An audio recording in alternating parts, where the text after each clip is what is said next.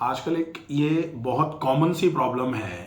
सामान्य तौर पर महिलाओं के साथ हो रही है कि जैसे ट्रेवल कर रहे हैं या फिर पैर लटका के लंबे समय तक अगर बैठना हो जा रहा है, पैरों में इतनी सूजन आ जाती है कि पैर को दबाओ तो ऐसा लगता है जैसे गद्दे को दबा रहे हैं।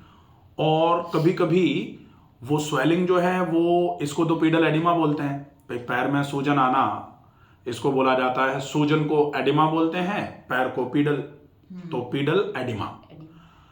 अब ये सूजन दो तरीके की होती है, एक होती है पिटिंग टाइप एडिमा और दूसरा होता है नॉन पिटिंग एडिमा।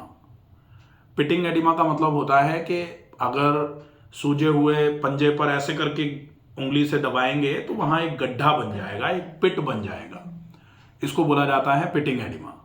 और दूसरा होता है कि दबा रहे हैं, गड्ढा भी नहीं बन रहा, ऐसा ईंट की तरह टाइट हो गया है पैर, सख्त टाइट, उसको बोला जाता है नॉन पिटिंग एडिमा।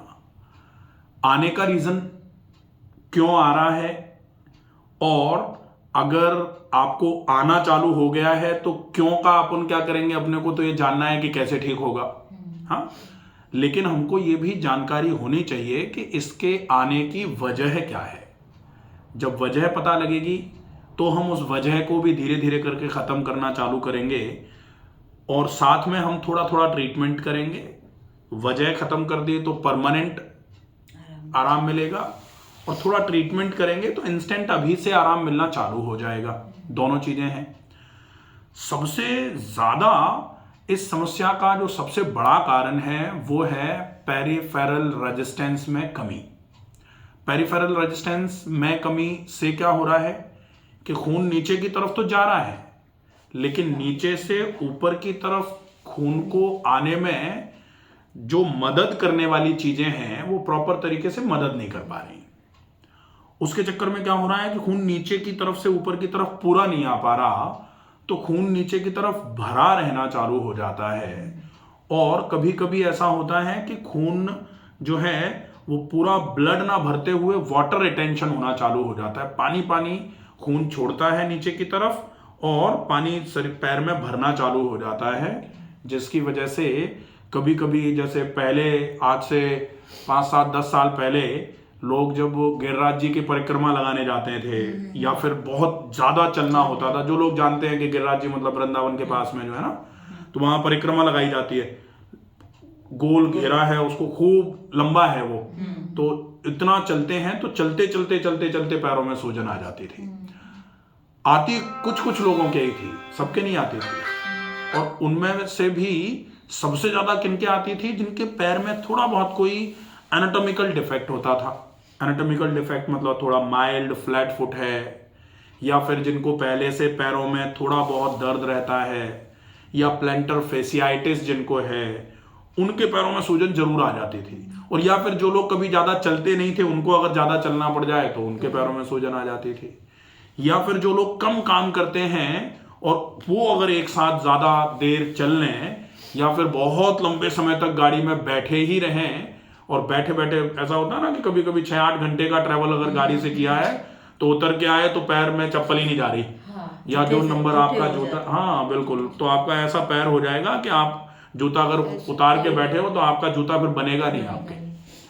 तो ये क्यों हो रहा है, क्योंकि पानी भर जा रहा है, खून भर जा रहा है नीचे, उसकी वजह से पैर जो है ना पुए की तरफ फूल जा रहा है। अब वो फूला हुआ पैर, कारण क्या है कि खून नीचे से ऊपर की तरफ नहीं जा पा रहा है, क्योंकि ग्रेविटेशनल फोर्स के चलते नीचे की तरफ तो खून चला गया, लेकिन एंटी ग्रेविटी जो चल के उसको ऊपर की तरफ जाना है, और जो मदद करने वाला फैक्टर है जिसको पेरिफेरल रेजिस्टेंस बोला जाता है, पैर की जो मांसपेशियां दब करके खून की नली को दबा करके खून को ऊपर पहुंचाने का काम करती हैं, जो मसल पंप के नाम से जाना जाता है, वो मसल पंप जब इनएक्टिव हो जाता है, वीक हो जाता है, बहुत लंबे समय तक लगातार एक्सरसाइजेज नहीं करने की वजह से इनर्ट हो जाता है, तब फिर ऐसा होना चालू होता है कि पैर में खून नीचे की तरफ गया और नीचे से ऊपर नहीं आ पा रहा है, जिसकी वजह से पैर फूलना चालू हो रहा है। सामान्य तौर पर महिलाओं में ये समस्या, अच्छा होने को तो और भी कई कारण होते हैं इसके। अगर मान लो वेरिकोसिटी की वजह से पैर में इस तरीके की सूजन आ रही है तो वो ऐसा नहीं होगा कि अभी आ गई और अभी चली गई, अभी आ गई और अभी। वेरिकोसिटी की सूजन जो है वो जरूरी नहीं है कि ऑफ एंड ऑन आना जाना करे। या फिर डीवीटी होता है एक डीप वेन थ्रोम्बोसिस, वो भी एनाटॉमिकल कंडीशन है, ये पैथोलॉजिकल कंडीशन है। तो उसमें पैर में सूजन आ गई तो बहुत तेज दर्द होता है, पैर ऐसा लगता है जैसे फटने को है अभी, वो पैथोलॉजी है। लेकिन कभी कभी ऐसा हो जाता है कि थोड़ी देर बैठे रह गए, पैर में सूजन आ गई, थोड़ा पैर को हिलाया डुलाया, थोड़ा चले फिर सूजन खत्म हो गई। लेकिन ये बार बार होना चालू हो जाए तो फिर इसका मतलब यह है कि आज तो ये ठीक भी हो जा रहा है थोड़ा कुछ करने पर, लेकिन कोई समय ऐसा आ सकता है जब ये ठीक नहीं होगा, ये सूजन रेजिस्टेंट परमानेंट रहना चालू हो सकती है। अब देखते हैं कि इस सूजन की वजह से प्रॉब्लम क्या आ सकती है। तो पैरों में जिनके सूजन रहना चालू हो जाती है उनके सिर में भारीपन रहना चालू हो सकता है, थोड़ा हल्का सा चक्कर जैसा महसूस होना चालू हो सकता है, क्योंकि खून नीचे भरा रहेगा, खून ऊपर की तरफ कम चलेगा। खून ऊपर की तरफ कम चलेगा तो सेरेब्रल हाइपोक्सिया होना चालू हो जाएगा, यहां पर ऑक्सीजन की डेफिशिएंसी होना चालू हो जाएगी, जिसकी वजह से हो सकता है थोड़ा याददाश्त में अंतर पड़े, हो सकता है आंखों में थोड़ा अंतर पड़े, हो सकता है बाल रूखे रहना चालू हो जाए, बाल झड़ना चालू हो जाए।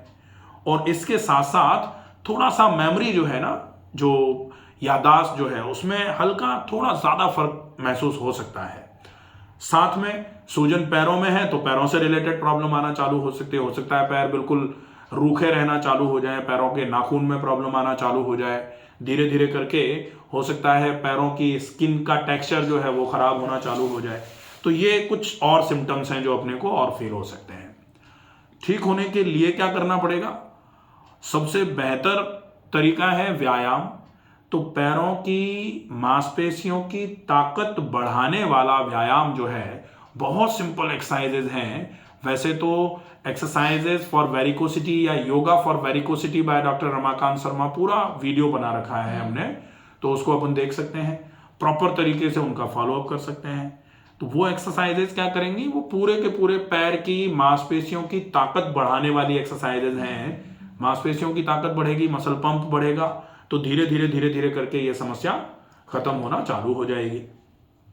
दूसरा, आप थोड़ा प्राणायाम पर भी फोकस कर सकते हो। प्राणायाम से खून की चाल जो है वो इंप्रूव होती है, तो खून की चाल बढ़ेगी तो खून जाना भी बढ़ेगा, तो खून का आना भी थोड़ा सा फ्लो पर प्रेशर आएगा ना नीचे से ऊपर की तरफ आने में, क्योंकि यहां से खून जा रहा है तो वो पैसे प्रेशर जनरेट करेगा वापस आने के लिए भी, तो उससे भी थोड़ा फर्क पड़ेगा।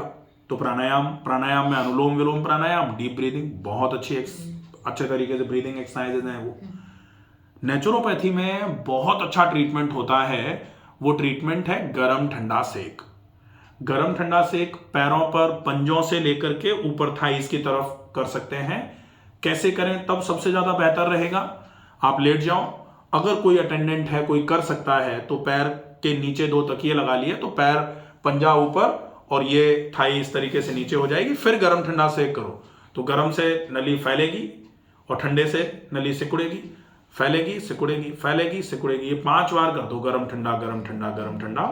तो इससे क्या होगा, खून की नलियों की जो तन्यता है वो बढ़ना चालू हो जाएगी। खून की नलियां फैल करके पड़ी रह जाती हैं, जिसकी वजह से खून नीचे भर जाता है, वो सिकुड़ना चालू हो जाएंगी।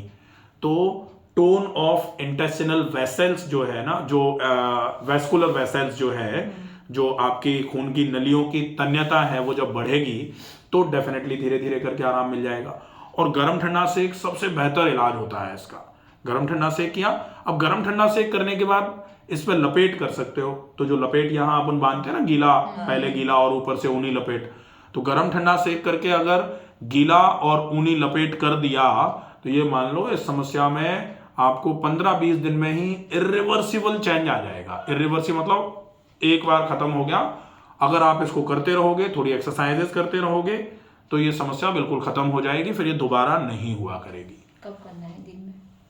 पैरों पे है तो कभी भी कर सकते हो। खाने पीने का भी कोई खास लेना देना नहीं है कि भाई खाने के बाद करना है नहीं करना है, तो खाने के बाद भी कर सकते हैं। कोशिश करें खाली पेट अगर हो जाए तो बहुत बेहतर रहेगा। ये भी ध्यान रखा जाए कि पेट में गैस नहीं बननी चाहिए, कब्ज नहीं रहनी चाहिए, क्योंकि यहाँ भी अगर पेट में गैस बनेगी तो जैसे सामान्य तौर पर 7वें-8वें महीने की प्रेगनेंसी में महिलाओं को पैरों में सूजन आती है ना, तो ये उससे भी कोरिलेट कर सकते हैं अपन कि पेट भारी रहेगा तो भी पैरों में सूजन आ सकती है, एक कारण वो भी रहता है। तो पेट को बिल्कुल नरम रखना है, पेट पे प्रेशर नहीं आना चाहिए, ज़्यादा कॉन्स्टिपेशन नहीं रहना चाहिए, गैस बन करके पेट जो फूलता है वो नहीं होना चाहिए, उसका भी थोड़ा ध्यान रखने की आवश्यकता है। तो उसके लिए अपन एक आसन होता है राजा रानी आसन, वो आसन कर लो, बहुत अच्छा आसन है, जिससे पेट धीरे धीरे करके नरम होना चालू हो जाएगा। पेट से संबंधित समस्याएं अगर बहुत ज़्यादा रहती हैं तो yoga for indigestion by doctor Ramakant Sharma पूरा वीडियो है, उसको देख करके वो कर सकते हैं। तो पेट की समस्याएं खत्म होंगी। पेट की समस्याओं की वजह से अगर सूजन आ रही है तो खत्म हो जाएगी।